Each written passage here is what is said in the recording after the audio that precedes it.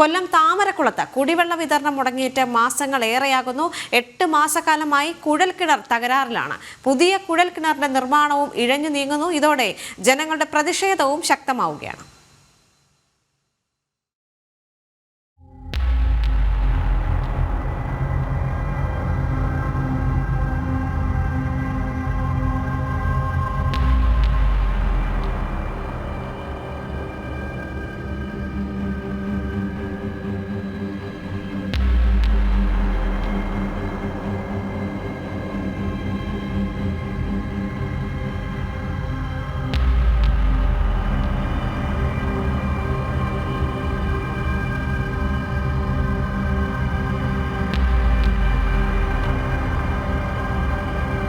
Corporation പരിധിയിലുള്ള താമരക്കുളം പ്രദേശത്തെ നിരവധി ജനങ്ങളാണ് കുടിവെള്ള വിതരണം നിലച്ചതിനെ തുടർന്ന് ദുരിതത്തിലായിരിക്കുന്നത്.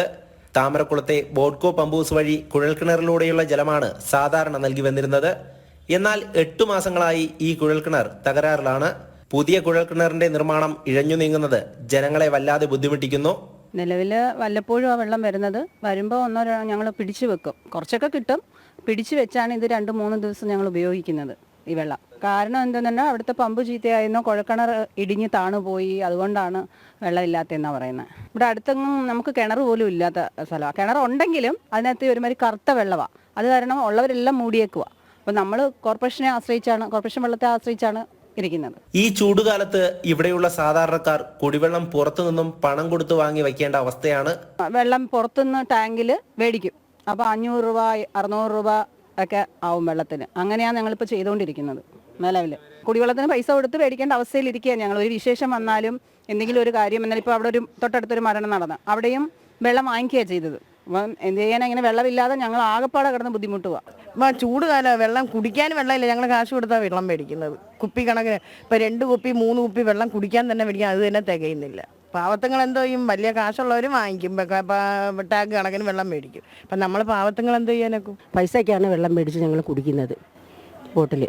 കൊണ്ട് ഭയങ്കര പ്രയാസമായിട്ട് ഞങ്ങൾക്ക് വെള്ളം അത്യാവശ്യമാണ്. ഇത് 6-7 മാസം കൊണ്ട് ഇതാണ് ഇതിൻ്റെ. മുൻ കോർപ്പറേഷൻ മേയർ പ്രസന്ന ഏണസ്റ്റിന്റെ ഡിവിഷൻ കൂടിയാണിത്. കുഴൽക്കിണർ തകരാറിലായിട്ടും അധികൃതർ തിരിഞ്ഞു നോക്കാതെ വന്നതോടെ BJP ഉപരോധ സമരങ്ങൾ ഉൾപ്പെടെ സംഘടിപ്പിച്ചിരുന്നു. തുടർന്നാണ് ഫെബ്രുവരി ആദ്യവാരത്തോടെ പുനർനിർമ്മാണ പ്രവർത്തനങ്ങൾ ആരംഭിച്ചത്. 580 അടി 180ഓളം മീറ്ററാണ് കുഴൽക്കിണറിന്റെ നിർമ്മാണം. എന്നാൽ നിർമ്മാണത്തിനിടെ പൈപ്പ് തകരാറിലാവുകയും പ്രവർത്തനങ്ങൾ മന്ദഗതിയിലാവുകയും ചെയ്തു. പ്രശ്നത്തിന് എത്രയും വേഗം പരിഹാരം കാണണമെന്നും കുടിവെള്ള വിതരണം ഉടൻ ആരംഭിക്കണമെന്നതുമാണ് പ്രദേശവാസികളുടെ ആവശ്യം. ജനം, കൊല്ലം.